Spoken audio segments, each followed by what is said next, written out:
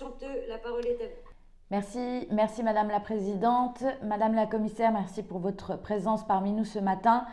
L'état des lieux dans le domaine de la politique des transports pour l'année 2020 et pour 2021 est pour le moins catastrophique.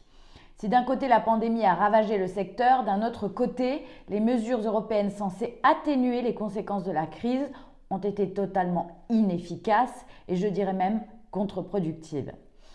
Dernier exemple en date, les scandaleuses conditions imposées par la Commission européenne à Air France pour autoriser le plan d'aide du gouvernement français. En contrepartie de votre feu vert, vous obligez Air France à céder 18 créneaux de vol à d'autres compagnies aériennes sur l'aéroport parisien d'Orly.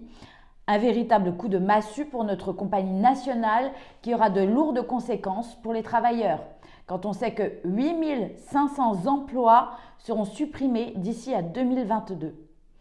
Les compagnies qui font du dumping social et fiscal sont déjà en train de se frotter les mains pour ce cadeau inespéré qui leur permettra de s'installer sur le tarmac de l'aéroport parisien, une des destinations les plus prisées du tourisme mondial.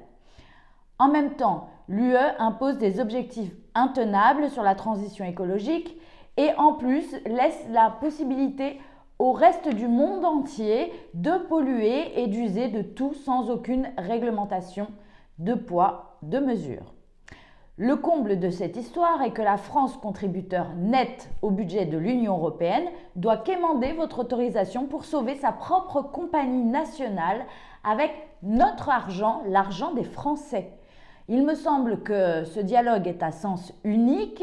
Plus qu'un dialogue, il s'apparente à un diktat avec lequel vous imposez des conditions inacceptables pour la compagnie elle-même, pour les travailleurs et pour les Français en général, qui ont bâti et payé avec leurs sacrifices ces infrastructures et ces fleurons industriels. Cette affaire est emblématique de l'idéologie de l'UE, une ouverture illimitée des marchés et des frontières qui pousse à un nivellement par le bas des services, des salaires et des acquis sociaux au détriment des classes moyennes et des classes populaires. Vos choix ont des conséquences directes sur le bien-être d'Air France et de ses salariés. En avez-vous conscience ? Sachez que nous n'accepterons pas que vous traitiez notre fleuron national ainsi. Je vous remercie.